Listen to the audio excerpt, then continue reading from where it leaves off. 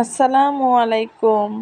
আমি নাজনীন সুলতানা বলছি ব্রাহ্মণবাড়িয়া থেকে।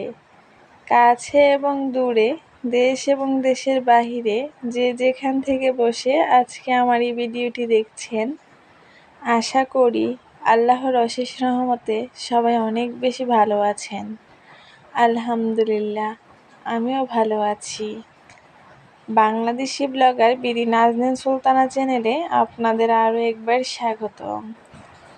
নতুন একটি ব্লগ নিয়ে আপনাদের মাঝে আবারও চলে আসলাম। আজকে 3-4 দিন যাবত যেহেতু বৃষ্টি, তো আজকে সকালে কিন্তু নাস্তা হিসেবে ছিল খিচুড়ি, গরুর মাংস, সালাদ আর আচার। আচার ছাড়া তো আর খিচুড়ি খাওয়া চলবে না, তাই না? নাস্তা খাওয়া সম্পূর্ণ করে কিন্তু চলে গিয়েছিলাম কলেজে। কলেজ শেষ করে কলেজের পাশেই হচ্ছে এখানে আর কি পাখি বিক্রি করে, খাঁচা বিক্রি করে। তো আমার যেহেতু একটা মুরগির খাঁচা বেশি প্রয়োজন ছিল, তো এখানে কিন্তু আমি চলে এসেছি। আর এসে কিন্তু টিয়া পাখিগুলো দেখে আমি একেবারেই মুগ্ধ। কখনো একসাথে এত টিয়া পাখি দেখা হয়নি। দেখেছি, তবে এত পরিমাণে কখনো দেখিনি। এখানে অনেক রকমের টিয়া পাখি ছিল, অনেক ধরনের পাখি ছিল।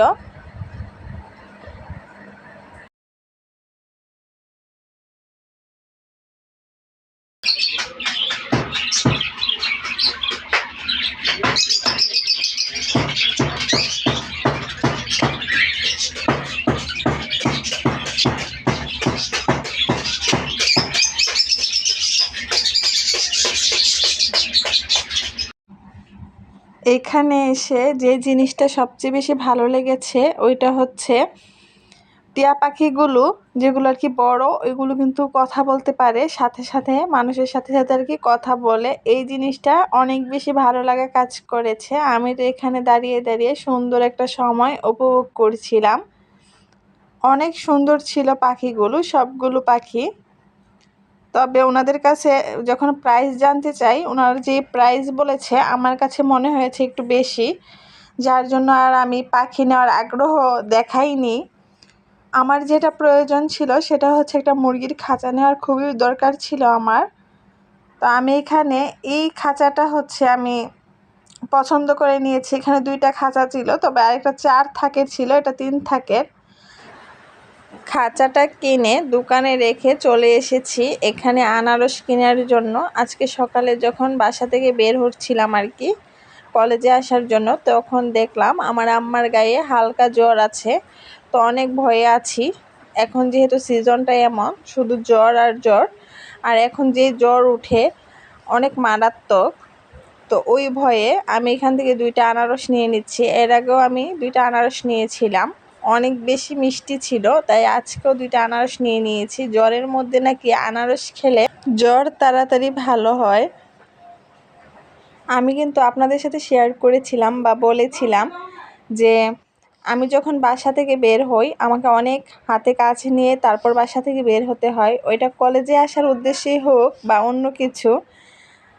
আর আমারও যেহেতু কলেজ শেষ করে বাসায় গিয়ে আবার বের হওয়ার মতো এনার্জি থাকে না, তাই আমি কিন্তু কলেজ থেকে যাবার সময় যা যা প্রয়োজন হয় বাসার, ওইগুলো কিনে একবারে বাসায় যাই। তো এখানে কিন্তু আমি বিস্কিট, চা পাতা, চিনি, যা যা প্রয়োজন আর কি আমি নিয়ে নিচ্ছিলাম। আমি কিন্তু অনেক তাড়াহুড়ো করে কেনাকাটাগুলো শেষ করছিলাম, কারণ এরই মধ্যে কিন্তু 3টার মতো বেজে গিয়েছে। বাসায় যেতে হবে, বাসায় যেতে কিন্তু প্রায় আধা ঘন্টার মতো লেগে যাবে, তাই তাড়াহুড়ো করেই কিন্তু কেনাকাটাগুলো শেষ করছি। 4টার দিকে কিন্তু বাসায় চলে এসেছি। আর বাসায় এসে কিন্তু ফ্রেশ হয়ে খাওয়া দাওয়া করে তারপরে হচ্ছে এটাকে আমি এখন একটু ঠিক করে নিব, যেহেতু মুরগি রাখবো। তো চাচ্ছিলাম আর কি আজকে এটাকে ঠিকঠাক করে মুরগি রাখবো আর কি। তো তার জন্য তো কিছু কাজ আছে অবশ্যই। এখানে কিছু জিনিস সেট করে নিতে হবে, ওনারা আমাকে জিনিসপত্রগুলো বুঝিয়ে দিয়েছে। এখন কিন্তু আমি এগুলোকে ভালোভাবে ফিট করে নিচ্ছি। শখের মূল্য নাকি 16 আনা। এখন 16 আনার শখকে পূরণ করতে গিয়ে 20 আনাই খরচ। কথাটা হাস্যকর না? আমার আম্মা সব সময় বলে যে খাজনার থেকে নাকি বাজনা বেশি। এখন আমার কাছে এটাই মনে হচ্ছে, নিজের শখের জন্য কত কিছুই না করতে হচ্ছে। যাই হোক, এত কিছুর পরও কিন্তু সব কিছু মিলিয়ে আলহামদুলিল্লাহ খুব আনন্দ লাগছিল যে না, আমার একটা শখ পূরণ হচ্ছে। এখানেই কিন্তু শেষ নয়, এই খাঁচাটা আমি যেখানে রাখবো ওই জায়গাটা খালি করে নিতে হবে। ওই জায়গায় কিছু গাছ আছে। তারপরে একটু টেনশনে ছিলাম, যেহেতু খাঁচার মুখগুলো খুবই ছোট ছিল, আমার মুরগি এটার ভেতর ঢুকাবো কিভাবে বা ঢুকবে কিনা। তাই এখন কিন্তু আমি ভালোভাবে সব কিছু সেট করে নিয়েছি।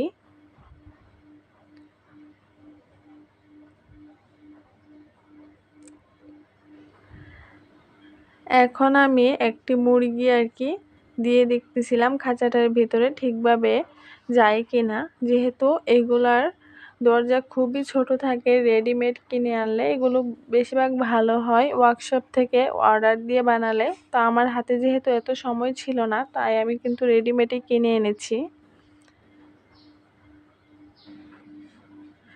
এখন কিন্তু আমি জায়গা মতো এনে খাঁচাটা রেখে দিয়েছি, আর এটার ভেতরে কিন্তু আমি মুরগিগুলোও রেখে দিয়েছি। আরও কিছু মুরগি রাখবো, সবগুলো এখনও রাখা হয়নি। আর প্রথমবার যেহেতু দিয়েছি অনেক ভয় পাচ্ছিল মুরগিগুলো। এখানে আমার কিছু গাছ ছিল, আমি গাছগুলোকে সরিয়ে ফেলেছি যেহেতু খাঁচাটা রাখতে হবে। এবার খাবার দিতে হবে। খাবারের জন্য হচ্ছে আমি এখানে একটি বোতল কেটে নিয়েছি, আপাতত কেটে এটার মধ্যে খাবার দিচ্ছি বাহিরের দিক থেকে বেঁধে আর কি। এখানে আমি গম আর ফিড মিক্স করে দিয়ে দিয়েছি। আজকে যদি আমার এই ভিডিওর একটু অংশ আপনাদের কাছে ভালো লেগে যায়, অবশ্যই আমার চ্যানেলটিকে সাবস্ক্রাইব করে আমার পাশে থাকবেন। আপনাদের একটি লাইকই কিন্তু পারে আমাকে অনেক দূর নিয়ে যেতে।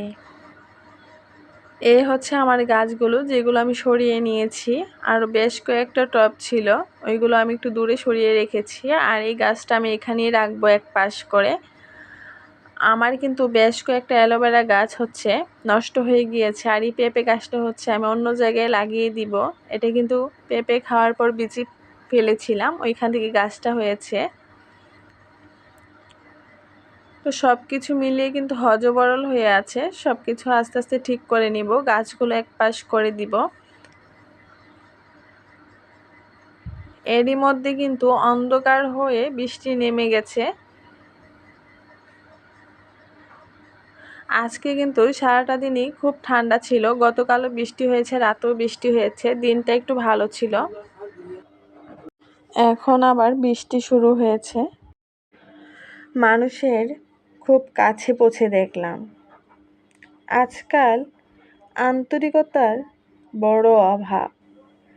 তাদের নকল আন্তরিকতা ধরতে পারাটা আমার কাছে কঠিন কিছু নয়।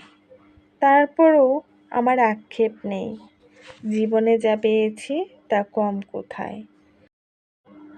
তবে দুঃখ লাগে নিজের জন্য।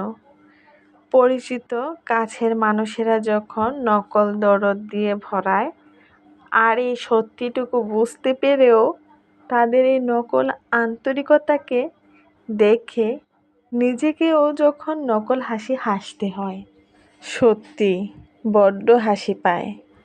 নীরব থেকে আমি সব সময় সব কিছু মেনে নিয়েছি। আমি সব সময় নিজেকে বুঝিয়েছি নীরবতা আমার দুর্বলতা নয়, বরং নীরবতা আমার সবচেয়ে বড় শক্তি। বৃষ্টি হচ্ছে আর চা হবে না, সারাদিন যেভাবেই কাটুক আমার, সন্ধ্যায় এক কাপ চা তো লাগবেই। সারাদিনের ক্লান্তি দূর করার জন্য সন্ধ্যায় এক কাপ চাই যথেষ্ট। বাবা, মা, আমি বসে যখন সন্ধ্যাবেলা চা খেতে খেতে সারাদিনের গল্পগুলো যখন বাবা মাকে কবিতার মতো শোনাবো, এটার চাইতে প্রশান্তি হয়তো আর কোথাও নেই। সত্যি আজকে চা দিয়ে আপনাদের কাছ থেকে আমি নাজনীন সুলতানা বিদায় নিয়ে নিচ্ছি। আজকে এই পর্যন্তই। সবাই অনেক বেশি ভালো থাকবেন, সুস্থ থাকবেন। আল্লাহ হাফেজ।